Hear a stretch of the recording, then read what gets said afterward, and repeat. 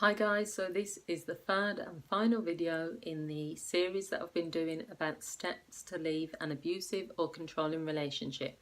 So it would probably be better if you watched the first two videos. Part one was looking at what an abusive or controlling relationship is and the impact that it has on women. The second video was looking at steps to consider and things to think about if you are planning on leaving. And the third video, this video, is really looking at the steps in more detail. So the first thing I'd suggest is to do a test run or a trial. So this encompasses two things. So if someone's controlling, as I mentioned in the other videos, it means the person is going to have want to restrict your freedom. They're going to want to demand that you come back at certain times, that you don't go to certain places. You don't want to put yourself in harm's way by just, dismissing what they're saying or going against it. So what you can do is like little risk-taking exercises. You have to calculate that risk. So an example would be, if someone usually says they want you to go to the shop and you need to be back in 20 minutes because they've timed it a certain way, push the boundaries slightly, so come back in 25 minutes and see what the consequence is.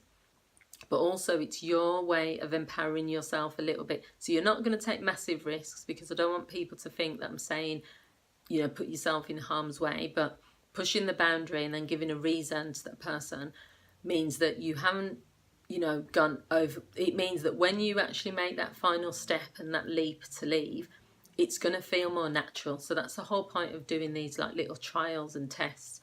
The second part of it is to research the place you're going to be going to visit, read about it, find out information about where you're going to be leaving, where you're going to be living. Go and visit if you can. Don't probably move to a city or a place, an area, without doing research, because the dangerous thing about that is you're going to be new to that place.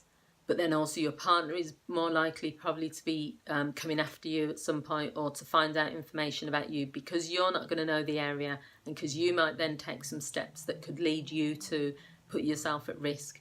Whereas say if you're moving to a new city, and even if it takes you a number of tries, because your partner might not allow you to do it if they're quite controlling, you might go and visit your parents somewhere, and you might then, or go and visit a friend. And you might take an opportunity whilst you're visiting them to pop out and go and view this city, do some research online. The more information you know, the better it will be when you actually take the leap, because all this is at the moment is a trial and a test run so that you can prepare yourself for when you actually leave. The second bit, which is really important, is for you to have support packages in place ahead of time. The key thing that makes people either return back to an abusive relationship or makes people struggle really badly with moving on is not having support systems in place. Because if you leave, sometimes you're leaving your family, you're leaving your friends, you're leaving everything you know. So if you can build a support system, which would include professionals, it would include maybe people try and develop links or connections in that area even prior to you moving there, then there's just more chance of you staying there and more chance of this working out for you. It's not always, it doesn't always work out that way. It's not always easy to have all those support systems in place, but you could check out, for example, you could research if there's a women's aid in the area. Are there any support services? Are there any meetup groups that you could go? Have all those things in your mind at the beginning, so that when you do actually go on to leave, that you have the information available. And the third step is for you to plan, organise and prepare yourself mentally and practically, okay? So practical preparations, which I'm not going to go into lots of detail about, because there are certain practices which these types of organisations don't really want to disclose too much on. They'll do the work with you. But the practical things normally are easier than the mental shift that you have to make. People assume that because someone's in an abusive relationship or a controlling relationship, that they don't love the person, that they have lots of resentment, but there is actually an emotional attachment that still exists. And the problem is, if you can't visualize yourself without this person, in your mind you're saying what you're going to do without him, how are you going to cope with this? The kids are going to miss him. I'm going to miss this about him. I can't pay bills by myself. I need help with this.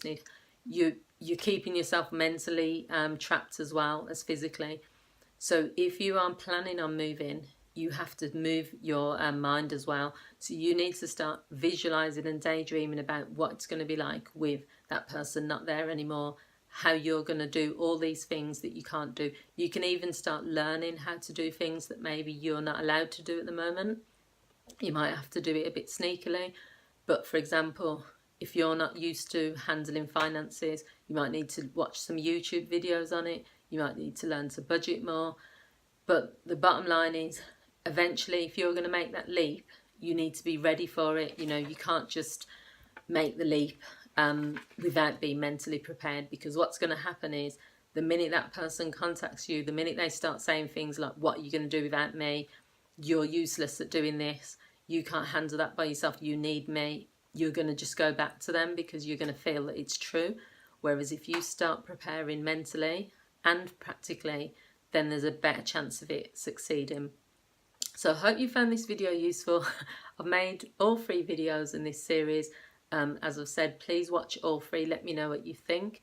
If you're a woman that is kind of been in this situation, or you're in this situation, then you've got lots of options, which include finding out the local support in your area.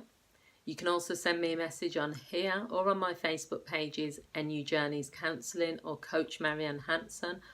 I can answer certain questions free of charge. I'm happy to, if you've got like a little inquiry, or if you want to look at working with me, then I'm happy to do that.